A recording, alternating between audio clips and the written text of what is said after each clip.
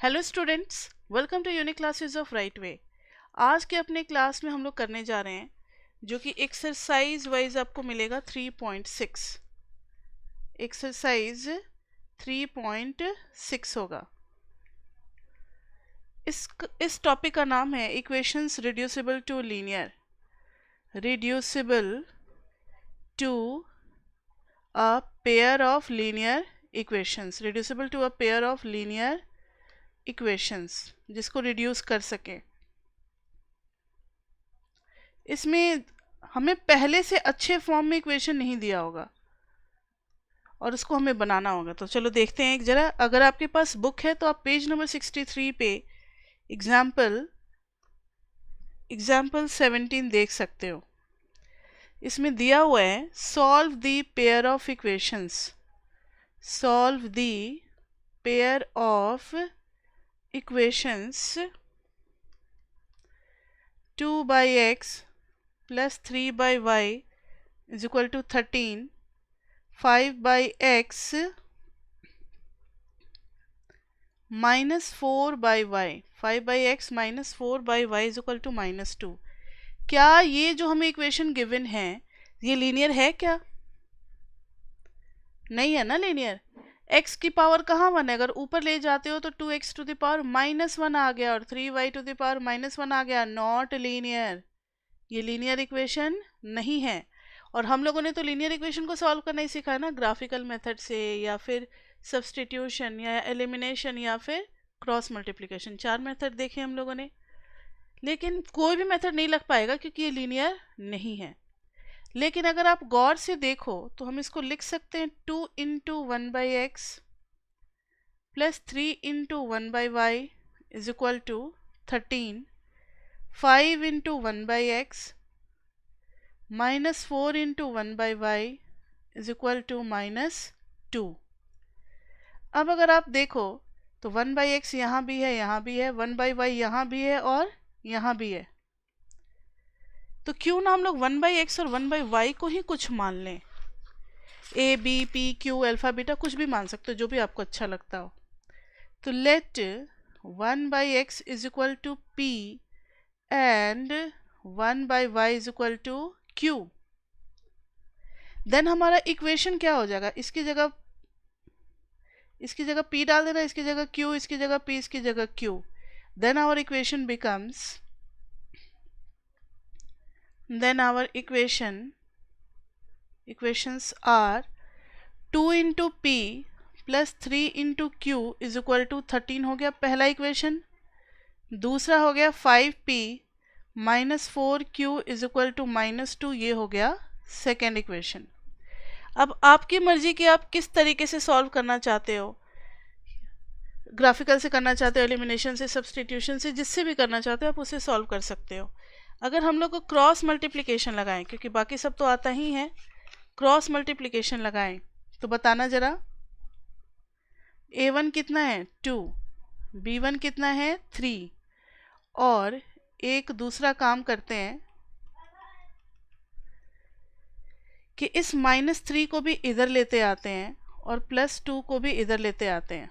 तो c1 हो गया -13, a2 कितना हो गया 5, b2 कितना हो गया -4, c2 कितना हो गया 2।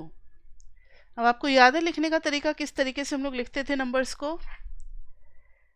2 5 3 -4 -13 2, और फिर एक बार इन दोनों कॉलम को रिपीट कर देते थे, यानी 2 5 3 -4।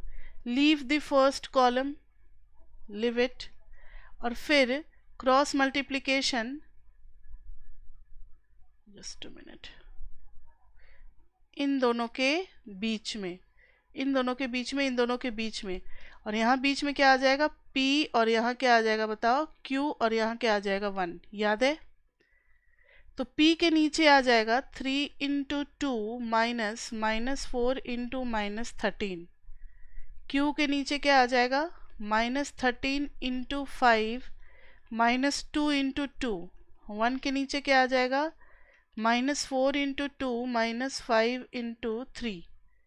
तो p के नीचे आ जाएगा 6, 13 4 जा 52, तो 6 और 52 तो -46, ये हो गया -65 और -4 कितना हो गया -69 इज इक्वल टू 1/-8 और -15 तो -23।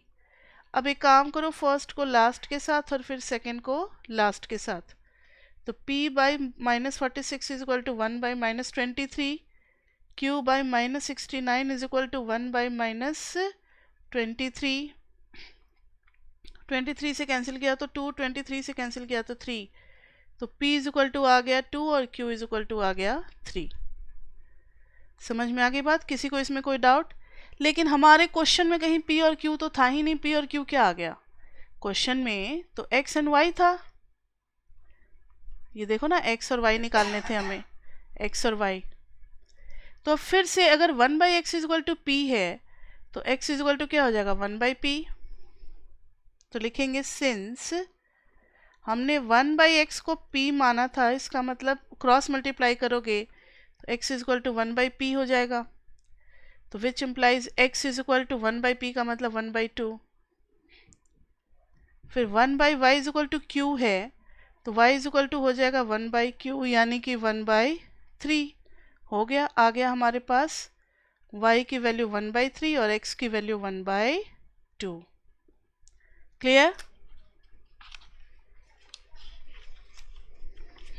क्लियर है। अब वेरीफाई करना चाहो तो इक्वेशन में डाल करके देख सकते हो, वेरीफाई भी हो जाएगा। वो तो लिखा हुआ रहेगा तो वेरीफाई करेंगे, नहीं तो क्यों करेंगे। अब आते एग्जाम्पल 18 पे। Solve the following pair of equations by reducing them to a pair of linear equations. यानी 5/x minus 1 plus 1/y minus 2 is equal to 2. 6/x minus 1 minus 3/y minus 2 is equal to 1. अब देखो, अब simply 1/x नहीं है, कोई बात नहीं, लेकिन जो भी है x माइनस 1 दोनों जगह सेम है। अगर नहीं होगा तो हम नहीं सॉल्व कर पाएंगे। अगर 1/y माइनस 2 है तो यहाँ भी y माइनस 2 ही होगा, ऐसा नहीं कि y माइनस 5 आ जाएगा। तो क्वेश्चन को भी पहचानना आना चाहिए हमें। तो 5 इंटू 1/x माइनस 1 कर देंगे प्लस 1 इंटू 1/y माइनस 2 कर देंगे इज इक्वल टू 2। इधर कर देंगे 6 into 1/x minus 1 minus 3 into 1/y minus 2। एक और काम करो ना, इज इक्वल टू 2 क्यों करो, इसी साइड 2 रख दो, is equal to 0, minus 1 is equal to 0। किसी को कोई डाउट? अब अगर सॉल्व करने को दिया होगा तो दोनों बिल्कुल सेम होंगे, नहीं तो सॉल्व नहीं हो पाएगा। तो अब यहाँ पर पूरी ही चीज को p और q लेट करना पड़ेगा। Let 1/x minus 1 is equal to p, 1/y minus 2 is equal to q। तब हमारा इक्वेशन हो जाएगा 5 into p plus 1 into q minus 2 is equal to 0। Let it be first equation. 6 into p minus 3 minus 3 into q minus 1 is equal to 0। Let it be second equation. अब कौन सा method अपनाएं? Cross multiplication, क्योंकि मुझे नहीं लगता कि आप लोगों ने प्रैक्टिस किया है, क्रॉस मल्टीप्लिकेशन ही लगाते हैं। तो यहां देखना, क्रॉस मल्टीप्लिकेशन अगर लगाएं तो पहले लिख देंगे 5 6 1 माइनस 3 माइनस 2 माइनस 1 और फिर पहले दो रो को क्या करेंगे बताओ? पहले दो कॉलम को क्या करेंगे? कॉपी कर देंगे। तो 5 6 1 माइनस 3, उसके बाद से मल्टीप्लाई करेंगे दिस 3 क्रॉस बनते हैं। एक बनता है p के लिए, एक बनता है q के लिए और एक बनता है 1 के लिए। तो p के नीचे क्या आएगा बताना? 1 into minus 1 minus minus 2 into minus 3 is equal to q upon minus 2 into 6 minus minus 1 into 5 is equal to 1 upon 5 into minus 3। हाँ क्या हुआ? पूछो, कुछ पूछ रहे हो?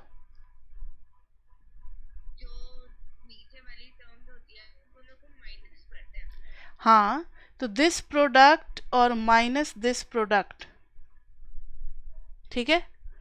टॉप लेफ्ट से जो डायगोनल आता है वो प्लस में रहता है और राइट टॉप जो डायगोनल जाता है वो माइनस में होता है।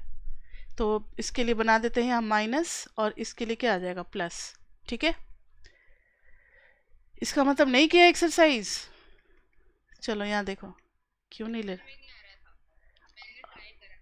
अब तो हो गया ना, प्रोसेस में दिक्कत हो रही है और है क्या उसमें, यही तो मेथड ही है। अब समझ में आ गया, अब कर लेना ट्राई। तो P के नीचे क्या आ गया -1 और ये 3 2 जा 6, तो -6 और +6 हो गया, +6 -1 5 आ गया।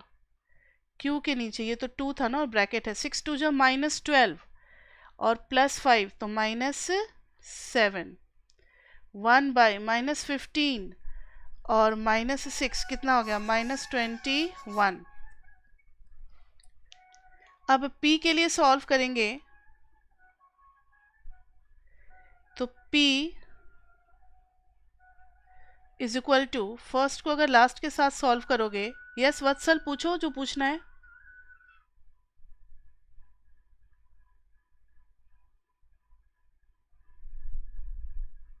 चलो, P is equal to 5 by -21, Q is equal to, जब इसको लेते जाओगे तो -7 ऊपर चला जाएगा। हाँ पूछो वत्सल, सबका है, सबका तो यही है। वत्सल पूछो, क्या पूछना चाह रहे हो, मेरे पास आवाज नहीं आ पा रही आपकी।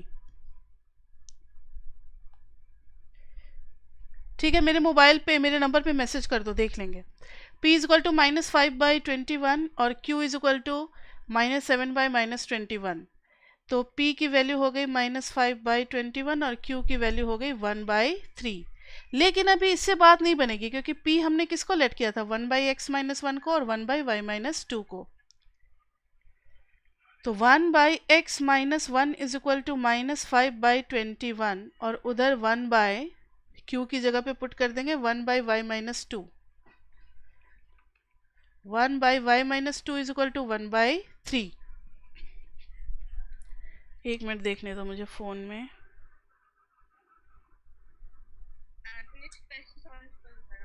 क्या है,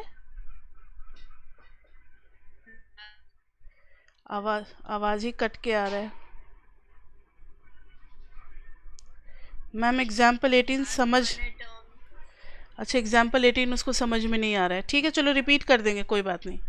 यहाँ देखो, फिर से देखो जरा, एग्जाम्पल 18 में क्या किया, ये जो x-1 था ये दोनों जगह सेम है। अगर आप इस पे ध्यान दो तो ये दोनों जगह क्या है, x-1 सेम है, y-2 और y-2 सेम है। तो अब हम इसको रिड्यूस कर सकते हैं, अगर दोनों सेम नहीं होते तो रिड्यूस नहीं कर पाते। तो यहाँ देखो 5 को अलग कर लिया और 1/x-1 को अलग कर लिया, फिर ये हो गया 1/y-2। जैसे पिछले वाले एग्जाम्पल में 1/x और 1/y किया था वैसे ही ये हो गए, फिर ये और ये, ठीक है। दो इक्वेशन बन गए, यहाँ तक क्लियर है। अब पूरे के पूरे 1/x-1 को ही हम लोगों ने क्या मान लिया, p। तो देखो ना, ये पूरी चीज p है तो 5p नहीं हो जाएगा, ये पूरी चीज p है तो ये 6p नहीं हो जाएगा, ये पूरी चीज अगर q है तो 1 इंटू क्यू नहीं हो जाएगा, ये पूरी चीज q है तो -3 इंटू क्यू नहीं हो जाएगा, और फिर -2 और -1 को इधर लेते हैं, दोनों इक्वेशन बन गए। यहाँ तक तो क्लियर है। अब हम लोग लगा रहे हैं cross multiplication method. Cross multiplication method अगर याद है तो अच्छी बात है, नहीं याद है तो फिर से एक बार रिवाइज करो। ये जितने भी कोफिशिएंट्स होते हैं इनको पहले में लिख दो, फिर क्यू के कोफिशिएंट्स को लिख रहे हैं, फिर कांस्टेंट को लिख रहे हैं, और फिर एक बार फर्स्ट कॉलम और सेकंड कॉलम को दोबारा लिख देते हैं ना, रिपीट कर देते हैं, लास्ट क्लास में बताया हुआ है। और 3 क्रॉस बनते हैं, फर्स्ट वाले को छोड़ देते हैं और सेकंड से क्रॉस बनाना शुरू करते हैं। ग्रीन से क्रॉस भी बना लिया, क्रॉस बनाया तो 1 इंटू -1 कितना हो गया -1, और फिर इन दोनों का प्रोडक्ट, इन दोनों के प्रोडक्ट में से इन दोनों का प्रोडक्ट माइनस करेंगे, फिर इन दोनों प्रोडक्ट में से इन दोनों का प्रोडक्ट माइनस करेंगे, फिर इन दोनों के प्रोडक्ट में से इन दोनों का प्रोडक्ट माइनस करेंगे, और आएगा कहाँ, p के नीचे, q के नीचे और 1 के नीचे। देख रहे हो, यहाँ तक में किसी को कोई डाउट नहीं है।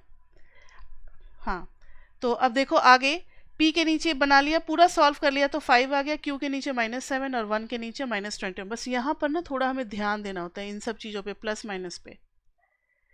तो P की वैल्यू क्या थी हमारी 1/x-1। तो हमेशा फर्स्ट को लास्ट वाले के साथ करते हैं और सेकंड को भी लास्ट वाले के साथ करते हैं। तो P की वैल्यू आ गई 5, ऊपर चला गया ना, क्रॉस मल्टीप्लाई करेंगे तो 1 × 5/-21। ये -7 ऊपर चला गया तो 1/3 आ गया। P की जगह पे 1/x-1 लगा दिया, -5/21, और Q की जगह पे 1/3। अब इससे हम लोग सॉल्व करेंगे, x और y निकालेंगे। यहाँ तक क्लियर है? इसके आगे अब बढ़े, क्रॉस मल्टीप्लाई करेंगे, x-1 को ऊपर लेते जाएंगे और 1 × 21 इज इक्वल टू -5 × x-1। तो ये आ गया 21 इज इक्वल टू -5x + 5। फिर 5x इधर आ, किसको ये सॉल्व किया तो मैंने, फर्स्ट टर्म और लास्ट टर्म, इसकी बात कर रहे हो ना, ये और ये। अच्छा, हाँ। तो यही तो लिखा है, ये जो नीचे का था ना -5 जो है, ये इधर चला गया, फिर इसका -7 इधर चला गया, तभी तो ये Q आ गया। ओके, तो अब देखो, अब क्रॉस मल्टीप्लाई करें, 5x को इधर लेते आए, 21 को उधर लेते गए तो -16, और फिर x इज इक्वल टू कितना आ गया -16/5। अब इधर भी क्रॉस मल्टीप्लाई करेंगे तो इधर आ जाएगा 3 और उधर चला जाएगा y-2, तो y is equal to 3 + 2 is equal to 5। तो आ गई वैल्यू हमारी x is equal to -16/5 and y is equal to 5। ठीक है, सो दिस इज एग्जाम्पल 18।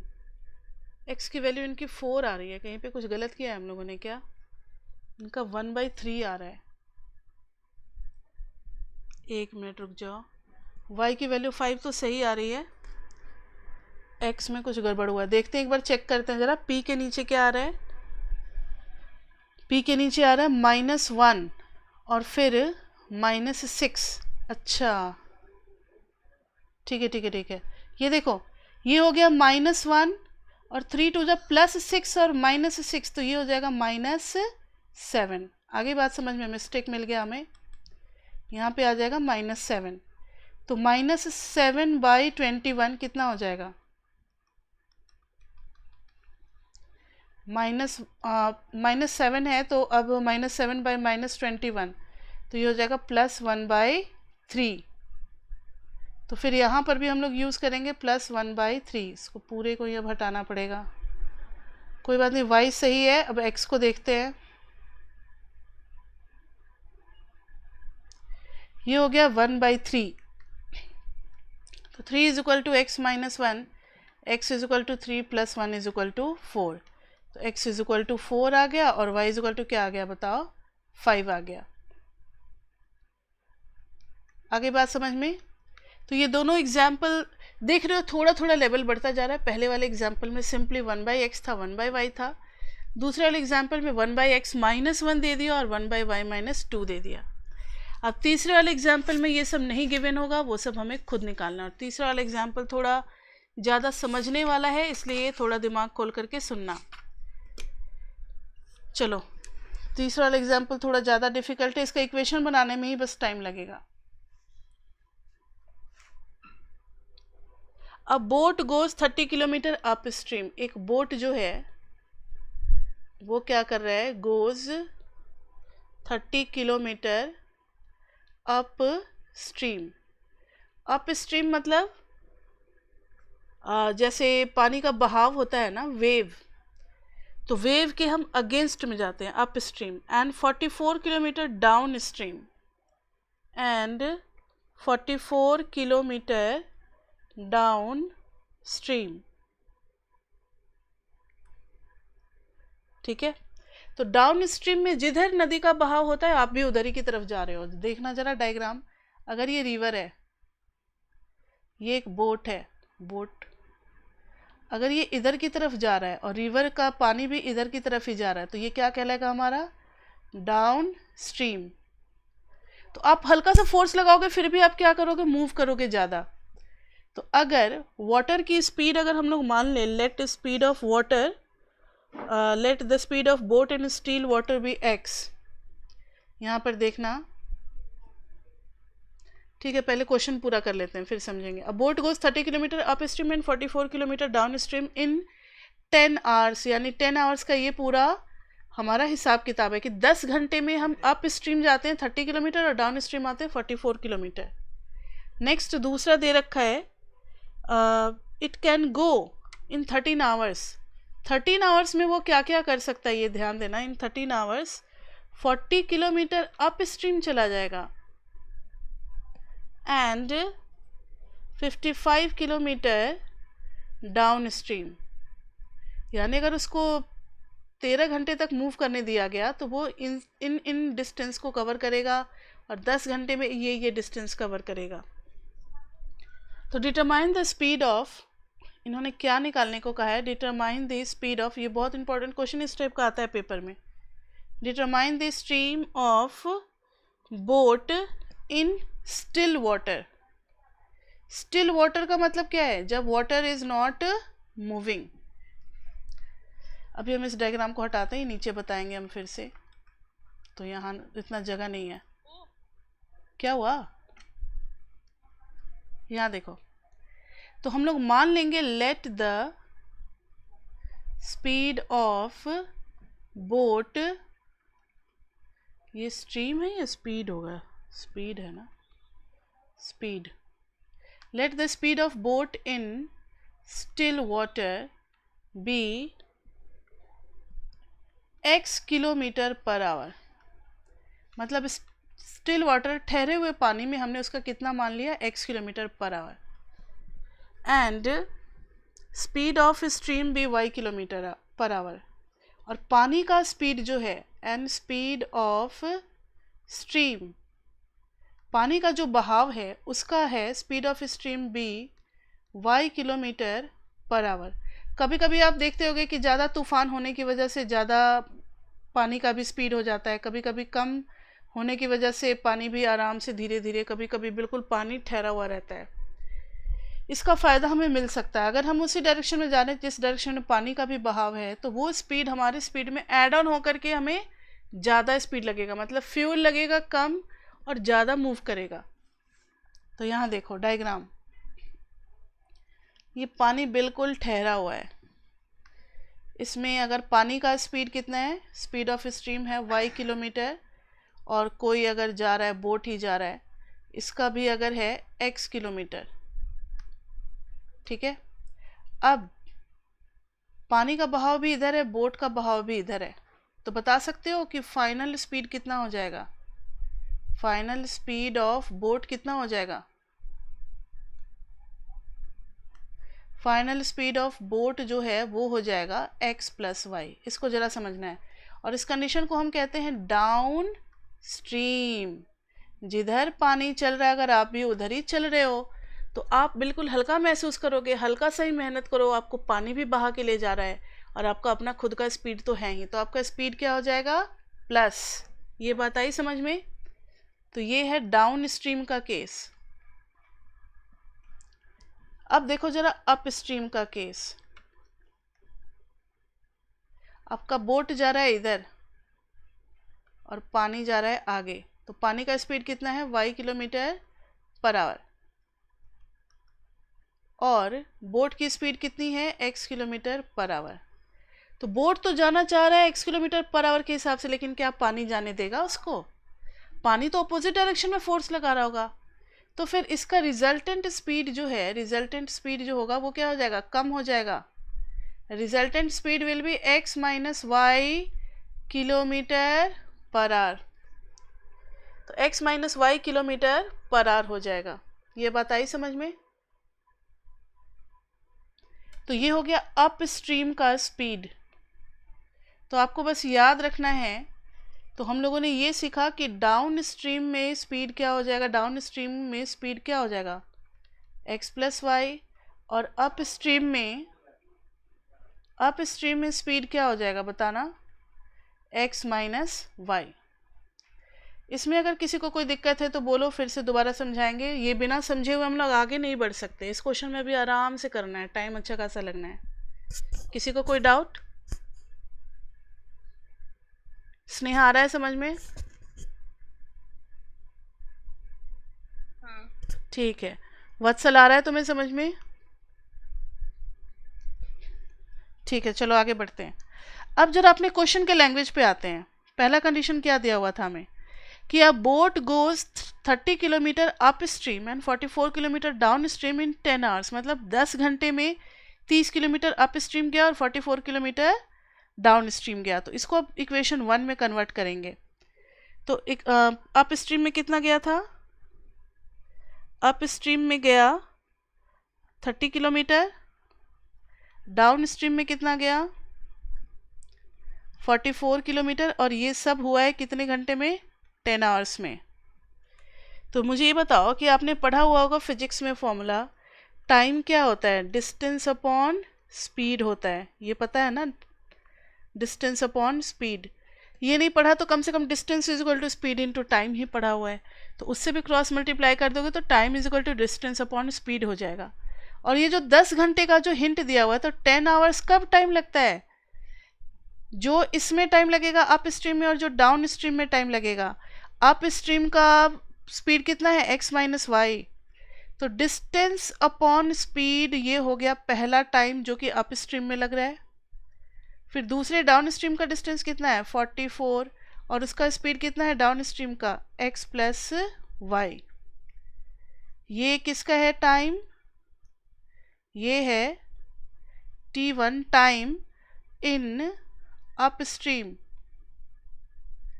और ये है t2 time in down stream. तो दोनों टाइम मिला करके कितना लगा बताओ? 10 आवर्स लगा। तो this is our first equation. Clear है? ये नहीं क्लियर है तो दूसरा कंडीशन देखो कि 13 घंटे में वो 40 किलोमीटर अप स्ट्रीम और 55 किलोमीटर डाउन स्ट्रीम जाता है। तो इससे भी हम लोग अभी एक इक्वेशन बनाएंगे।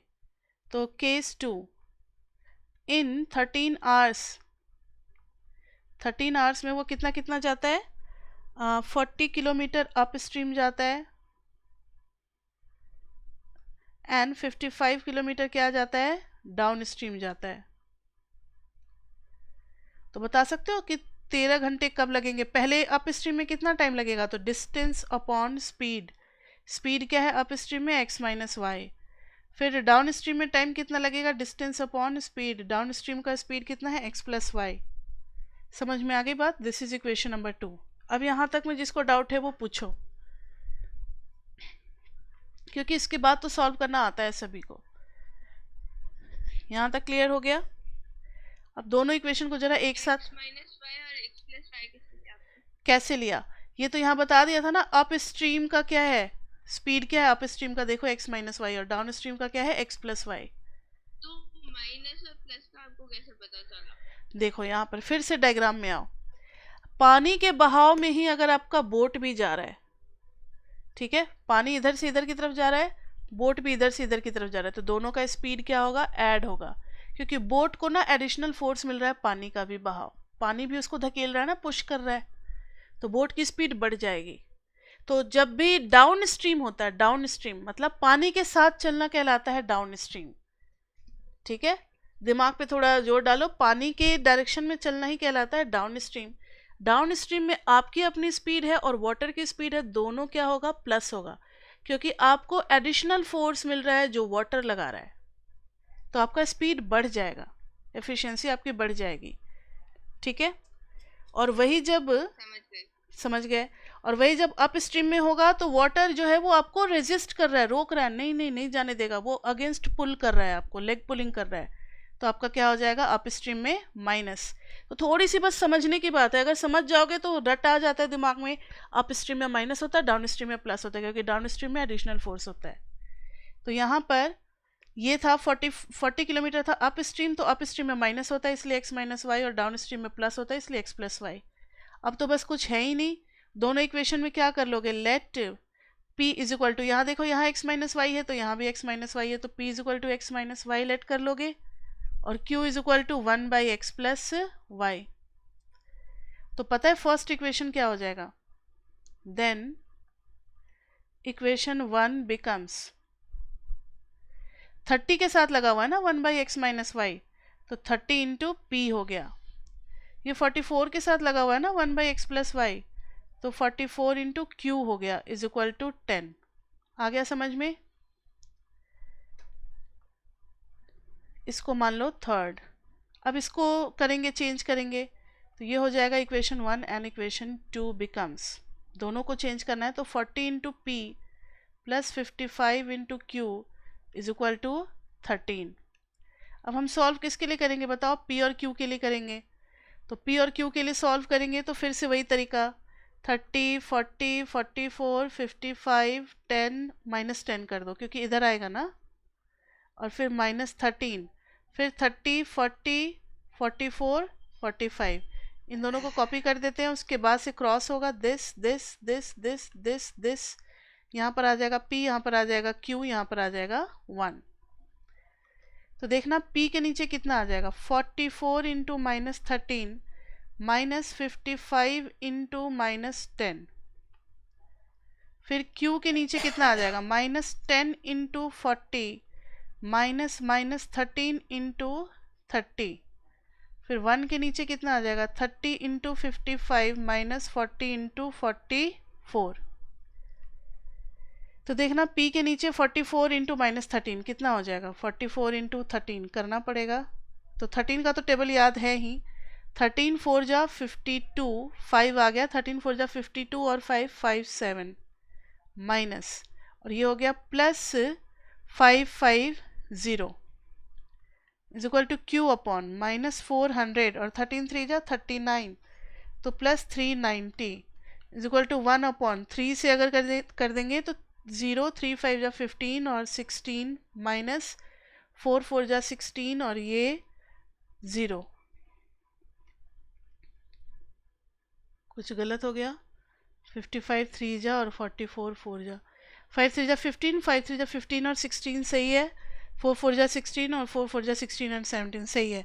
तो P के नीचे कितना आ गया बताना, माइनस 572 और 550, तो 72 में से 50 जाएगा तो माइनस 22 बच गया।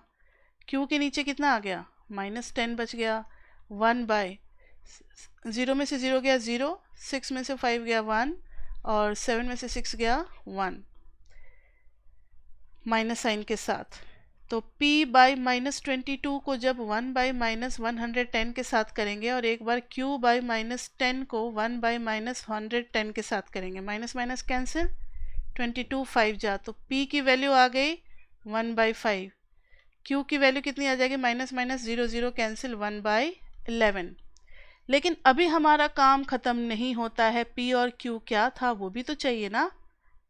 P था 1 बाई एक्स माइनस वाई और Q था 1 बाई एक्स प्लस वाई। तो P था 1 by x minus y is equal to 1 by 5, Q था 1 by x plus y is equal to 1 by 11। उल्टा कर दो या क्रॉस मल्टीप्लाई कर दो, इसको इसके साथ, इसको इसके साथ, फिर इसको इसके साथ, इसको इसके साथ।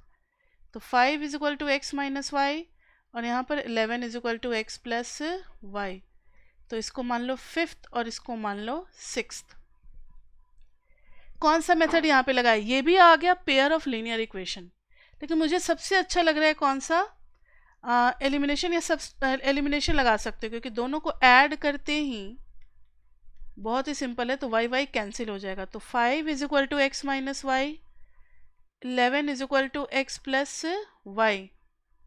आप कोई भी मेथड लगा सकते हो, आपको जो अच्छा लगता हो। ये cancel, 2x is equal to 16, तो x इज इक्वल टू कितना आ गया 8, x इज इक्वल टू 8 आ गया। अब putting in sixth, putting x in sixth, 11 is equal to आ गया x प्लस वाई, x की जगह 8 डाल दो, तो फिर y इज इक्वल टू क्या आ गया 11 माइनस 8 इज इक्वल टू 3।